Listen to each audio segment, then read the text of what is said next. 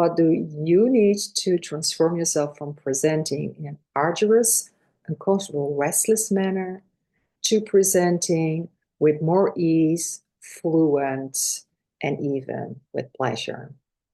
Listen to the story of Paul, who transformed himself from a nervous speaker, restless, to a more fluent, easy one, following 3 steps.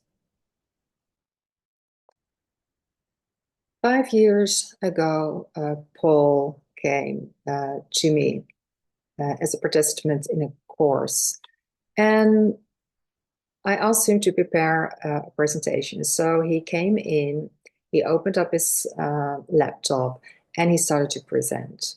He started reading what was on his laptop. Then he looked at me, and then he had forgotten how he needed to continue. So then he looked back on the laptop, and it took some time to see where he had left off. So once he picked up, he continued, and then he looked again at me. So it was really restless. There were a lot of us. And after the presentation, I asked Paul, how do you think that it went? And he said, oh, horrible. I didn't like it. Terrible, terrible.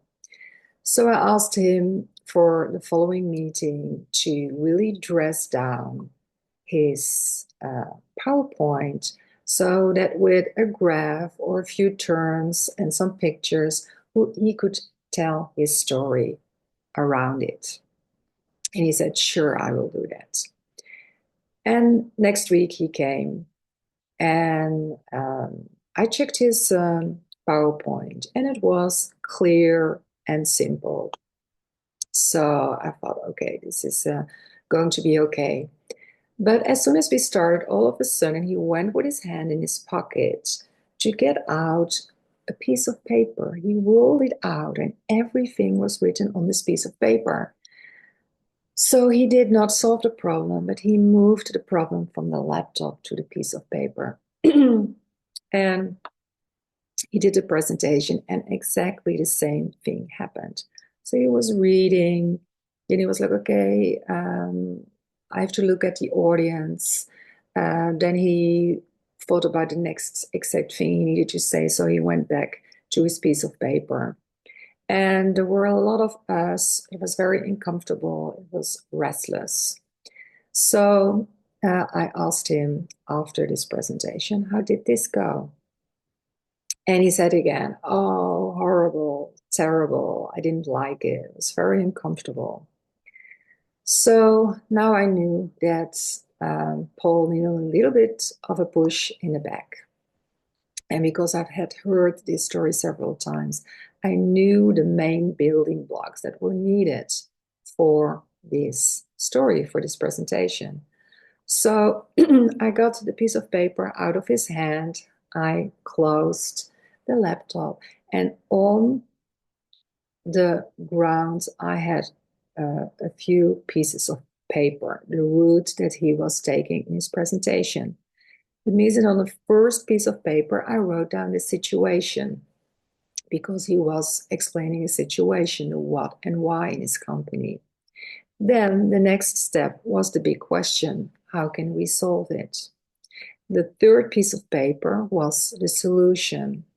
And the fourth piece of paper was a conclusion and inviting his colleagues to discuss it. So I put these 4 pieces of paper on the ground, and I asked Paul to prepare for a few minutes. So after these few minutes had passed, I asked him to stand on a piece of paper and then unfold his story, his presentation. So standing on a piece of paper and in his own words, filling it. So the situation, the what and the why.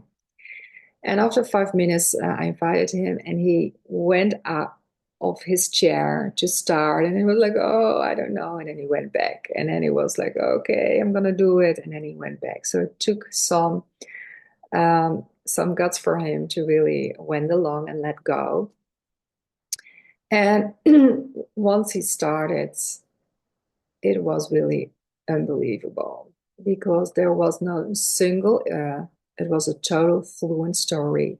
He was continuously connected, available for the audience, and his whole body was engaged in it.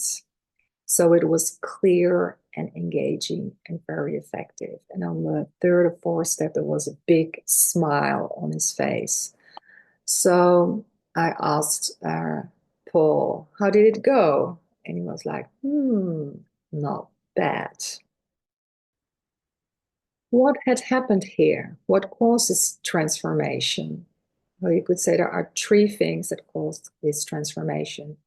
Well, the first thing is having the right grip. So you don't want the over grip, the restlessness, the uncomfortableness, but you want the right grip. So you need to know the helicopter view, meaning you need to know the steps that you're going to take in your presentation. And what is important that you feel them in your own words. So you practice filling these steps in your own words, because this way you will be able to present in a fluent way, be connected to the audience, and have 100% focus on how you want to share this story. The second thing is very important and maybe the hardest, and it is also to let go. So you have to be able to let go, that it doesn't have to be perfect. Maybe you forget a word, maybe you forget something, maybe you misspell something. But that's okay, that's part of the deal. Because it's very important to let go, because if you cannot let go, you cannot experience the pleasure and the freedom. So that's the second one. Do it in your own way, in your own words, and being okay with that. And the third thing is just to go ahead and go for it. So have trust and go for it. So my advice for you is to practice out loud at home, filling in these building blocks in your own words. And along the way, you will gain trust and you will be able to let go. And then finally, just to go for it and rock your presentation and have fun. I hope these tips will help you to become a more easy, comfortable presenter. For now, I want to thank you for watching. And if you want to receive more tips on mastering your presentation skills, you can click on the subscribe button. You can also activate the bell so that you get a signal once a fresh monthly video pops up. For now, I want to wish you more grip, that is not over grip, but the right grip, more impact, and more presenting pleasure.